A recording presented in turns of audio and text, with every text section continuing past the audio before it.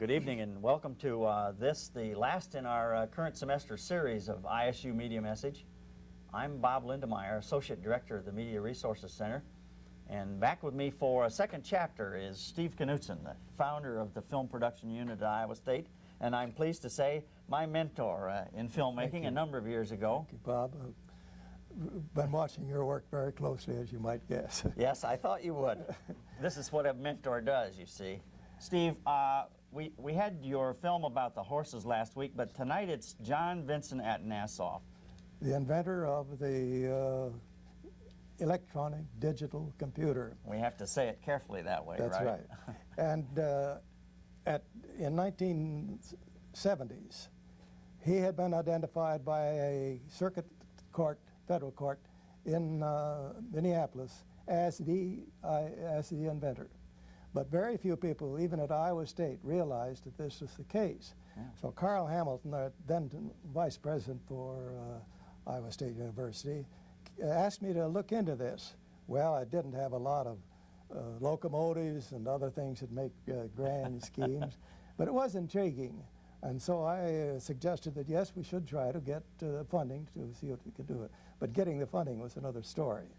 Took a while, I guess. It strung out. We finally used what we had gotten early and went out and shot because we didn't want to lose it in case something happened to J.B. himself. He was living in Maryland in retirement at the time, right? Yes, at Frederick, Maryland, okay. Right alongside Interstate 74. Okay. And we were back to shoot. And then it had to lay around again until we got the rest of the funding to finish the film. So the film was finally put together in the late 70s, was it? Actually in the 80s, yeah, in time for the session we had with the alums and others in 1983. When we had John Atanasoff Day, That's right? correct. That's really correct. Commemorating this wonderful man. That's right. And he is charming. Let's look at the film, and then we'll come back and chat some more with Steve Knutson, the filmmaker. Here's from one John V. Atanasoff. Who invented the electronic digital computer?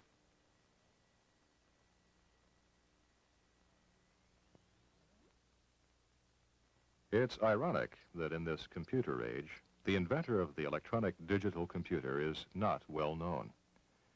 The name of John Vincent Atanasoff was missing from the early books on electronic digital computing, those written before 1974, and with good cause.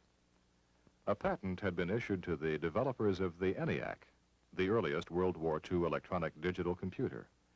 And the patent holders, John Mauchly and Presper Eckert, were presumed to be the inventors. But one book, Electronic Digital Systems, by R.K. Richards, published in 1966, was alone with another viewpoint. The ancestry of all electronic digital systems appears to be traceable to the Atanasoff-Berry computer. Those words provided the beginning of a fascinating chain of events.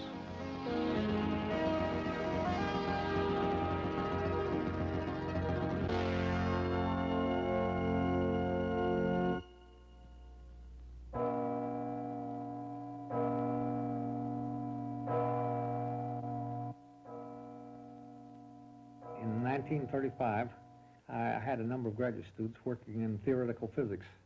Some of them were working on the theory of how one obtained approximate solutions of problems in theoretical physics, and some of them were doing actual calculations in the various fields of the subject. These students were having a great deal of trouble doing the calculations themselves. It took me back to the day when I was working on my own thesis, and they were spending much more than a month doing actual calculations. This problem of calculations pressed me very hard. I tried to find various solutions. I considered the possibility of getting a lot of Marchands or Monroes and hooking them together so that they'd work in unison to make the solution faster. The whole thing looked pretty hopeless. There was no machine in existence suitable for my purpose. And so I commenced to study the possibility of building a new machine. And between 1935 and 1937, I spent my time thinking about these possibilities. And I came up to one day in the fall of 1937 when I went out to my office to work in the evening, and I realized I'd made no progress and that things were really in a bad way. Finally, I was so unhappy that I saw I couldn't get anything done, and I did something that I did in those days. I got in my car and drove for a long period of time at a high rate of speed so that I would give my attention to driving and not to my problems.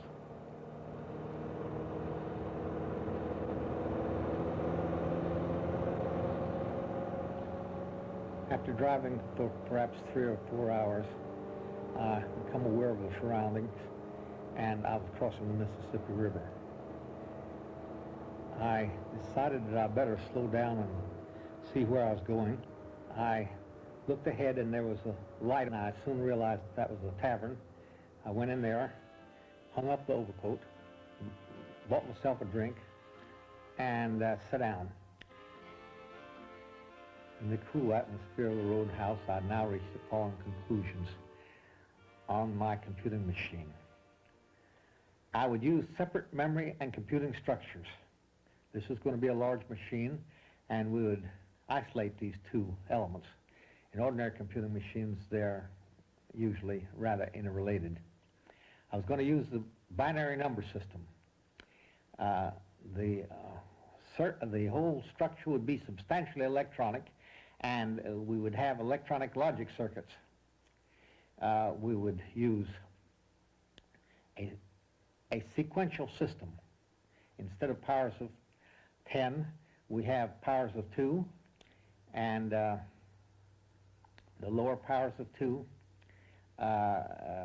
would be computed first, and then successively the higher powers of 2.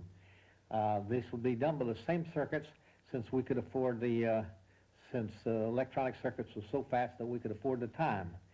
And we would carry over on each power of 2. We were going to use a capacitor memory. The capacitor memory seemed satisfactory because it would provide sufficient power to actuate the electronic circuits, and it could be charged by the electronic circuits. In order to use a capacitor memory, I had to jog it, or it's sometimes called use regenerative circuits in this memory. It's like a little boy going to a store and repeating a dozen eggs, a pound of sugar over and over again to prevent his forgetting what his mother told him to do. Atanasoff's story about the little boy using a technique to remember what he wanted to get at the grocery store is illustrative of a technique used in modern computing. That is one of memory refreshing. Without it, modern computing couldn't exist as it does today. Another important concept that JV introduced was the use of the binary numbering system. That is, one in which there are only 2 digits, 0 and 1, as opposed to our usual decimal numbering system in which there are 10 digits. Machines prior to this time had been largely mechanical and used the decimal numbering system, whereas JV introduced the idea of electronics into computing and used a binary accounting system. At the time that JV was working on his computers, most people were interested in analog methods, whereas JV introduced digital methods without which we couldn't have the computer as it is known today. In the fall of 1939, I returned to Iowa State College to pursue a PhD in physics, working with J.V. Atanasoff.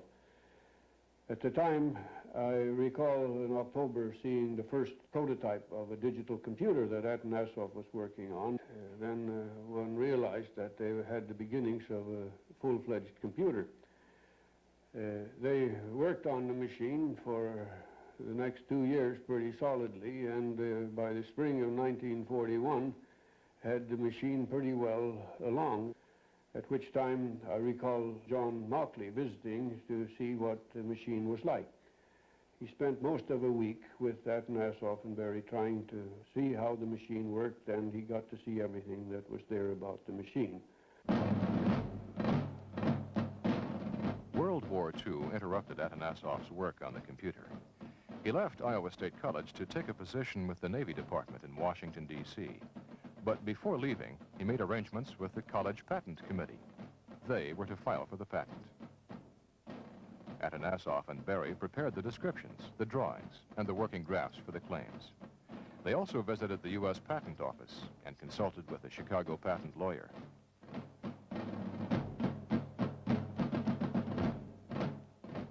The minutes of the Patent Committee show their intention to file, and there were eye-catching news releases.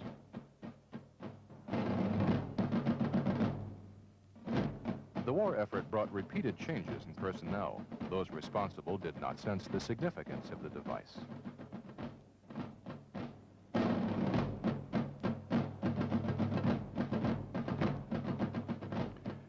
The consummation, the actual filing for a patent, never took place. In Washington, Atanasoff's special talents were emerging. He was awarded the U.S. Navy Distinguished Service Award.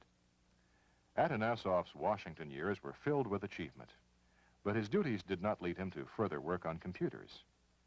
This contrasted with the experience of Dr. Mauchly, the man who came to visit Atanasoff's computer.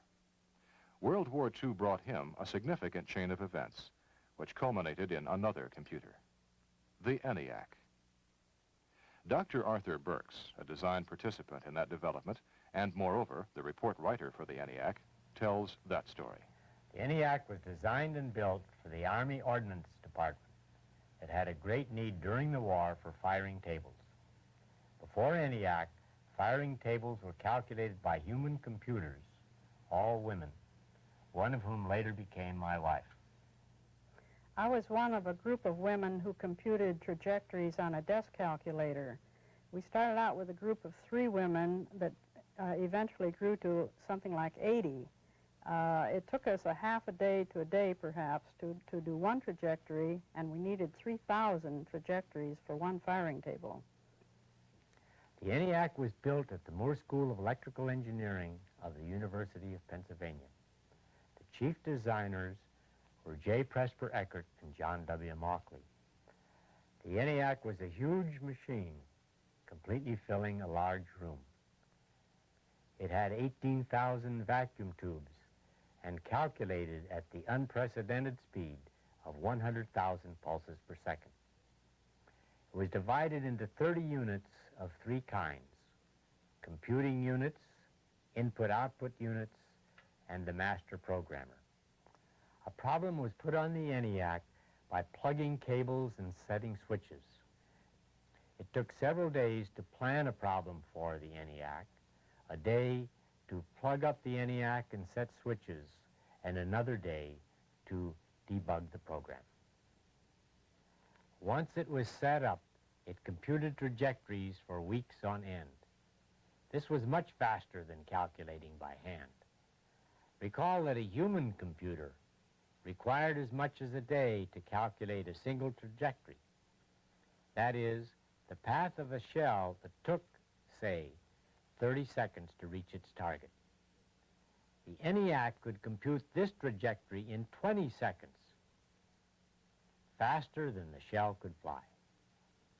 In 1950, John Mauchly and Presper Eckert filed for a patent of the ENIAC, but it was not issued until 1964, 14 years later.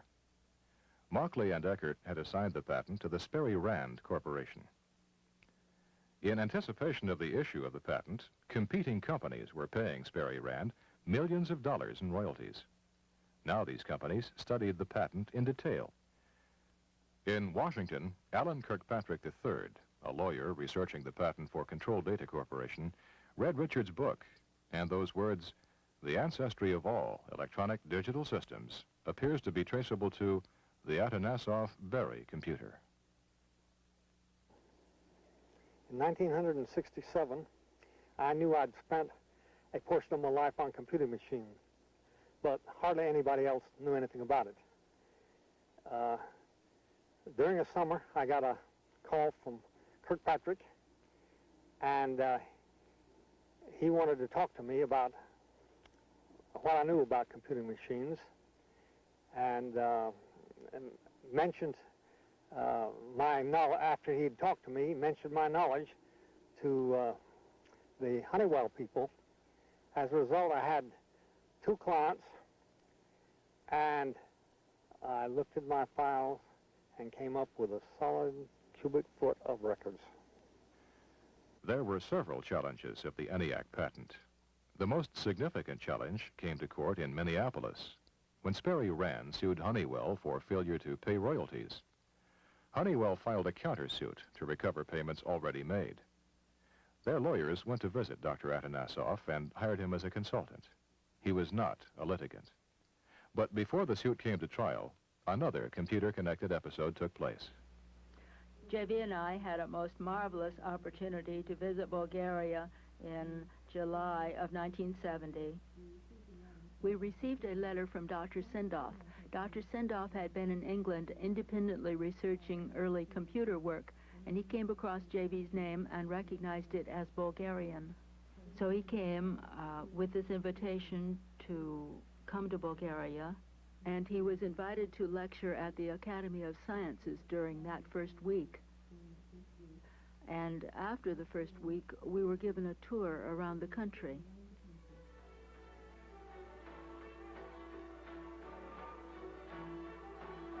The people of Bulgaria were so proud that a man who was the grandson of a patriot was also the inventor of the electronic digital computer. And they came up to us in the street and asked to shake his hand and asked for autographs. And it was such a beautiful thing.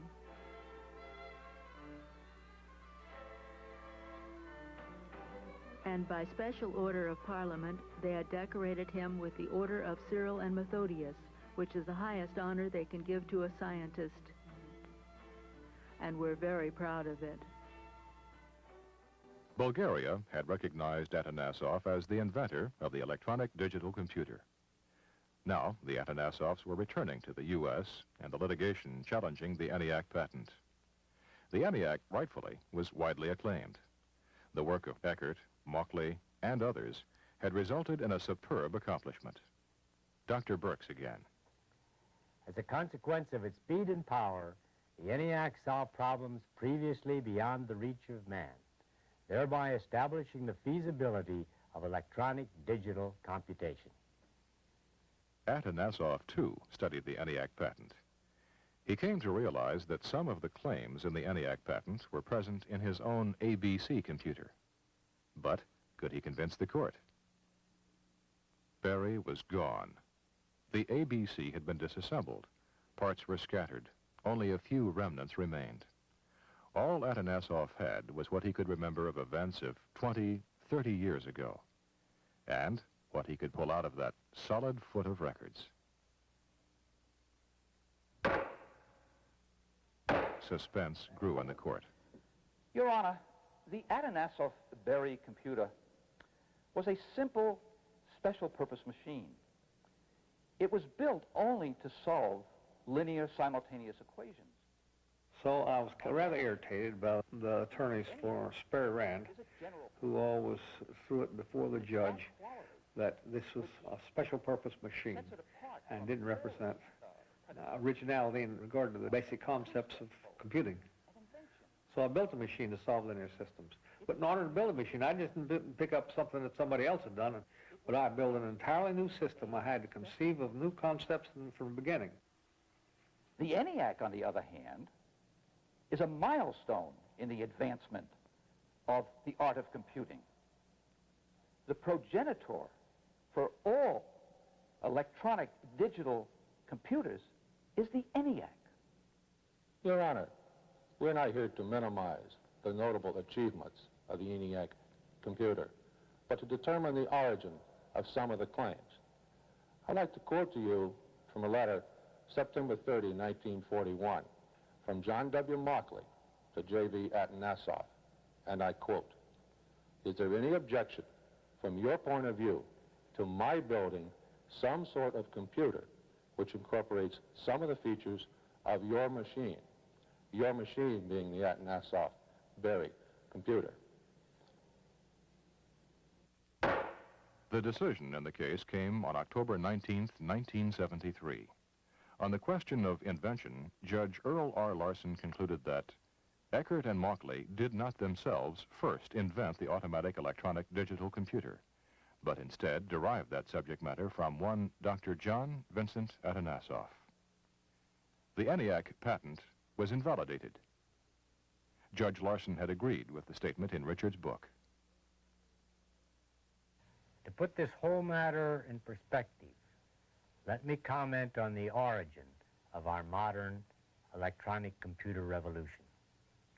It began with 3 steps. The first was the Atanasoff-Berry computer at Iowa State, an electronic digital computer. The second step was the ENIAC, the first general-purpose computer. The third was the stored program computer. Each step led directly to the next. The principles Atanasoff developed for his machine were embodied in the ENIAC. Moreover, he passed along to Mauchly an idea for generalizing his computer that inspired the concept of the ENIAC. Finally, 2 of Atanasoff's ideas were used in the first stored program computer. One was the regenerative principle of jogging the memory. The other was the use of logic circuits for binary arithmetic. Thus, Atanasoff's work served as a launch pad for the modern electronic computer. After the trial, some newspapers recognized the importance of the overturn of the ENIAC patents. But, once again, the public was preoccupied with other events. Because of the way it all happened, there was no corporate giant eager to champion Atanasoff's cause, and he found himself facing a frustrating period of relative obscurity. But recognition is developing. From Florida, an honorary degree, and then another. John V. Atanasoff, architect of a way of life, I confer upon you the honorary degree, Doctor of Science.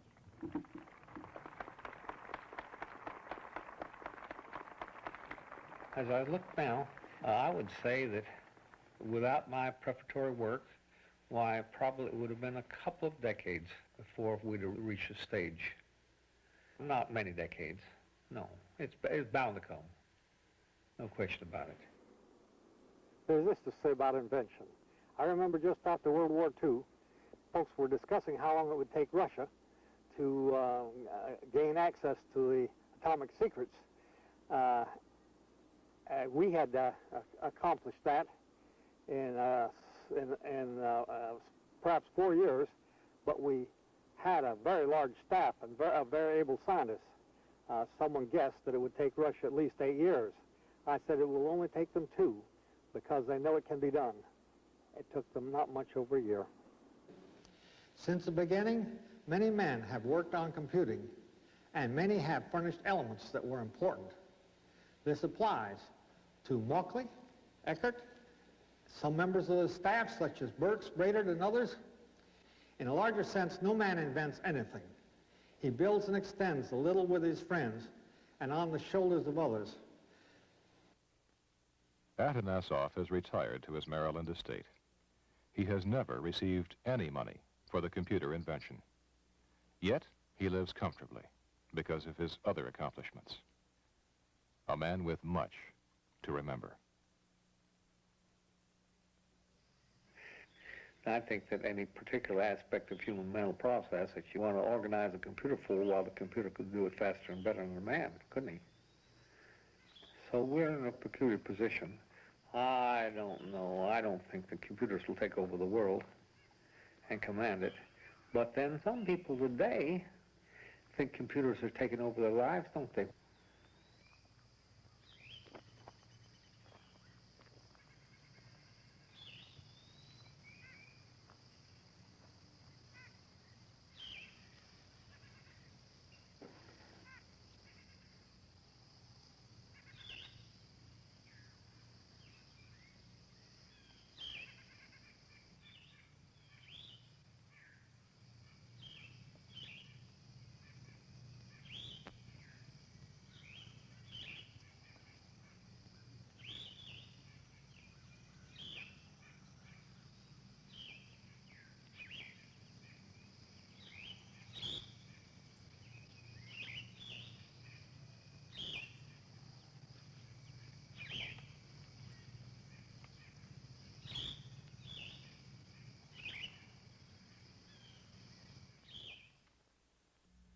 Well, there you've seen it from one John V. Atanasoff. And Steve, that's really a line right from...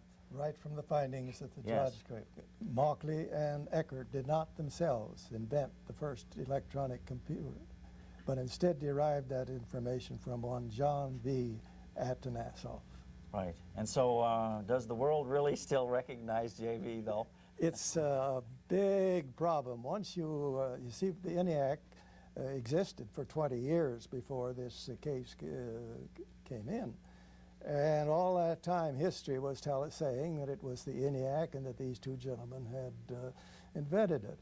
And now when you try to change history of that kind, you've got a problem on your hands, first-rate problem. And it's still somewhat up in the air, although the recent things that we heard and read in our Ames Tribune about the PBS series. Yes, right. Yes.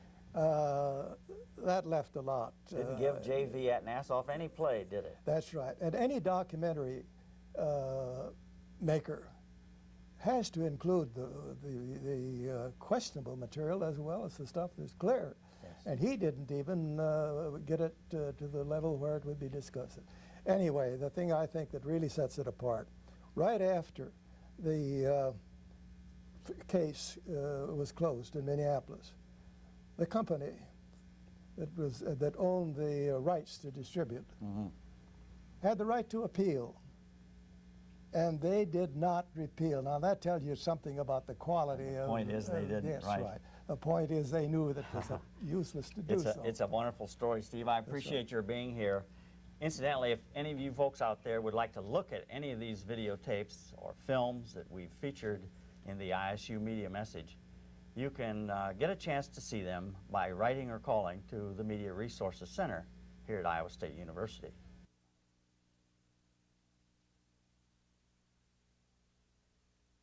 For Steve Knutson, this is Bob Lindemeyer, and thanks for watching.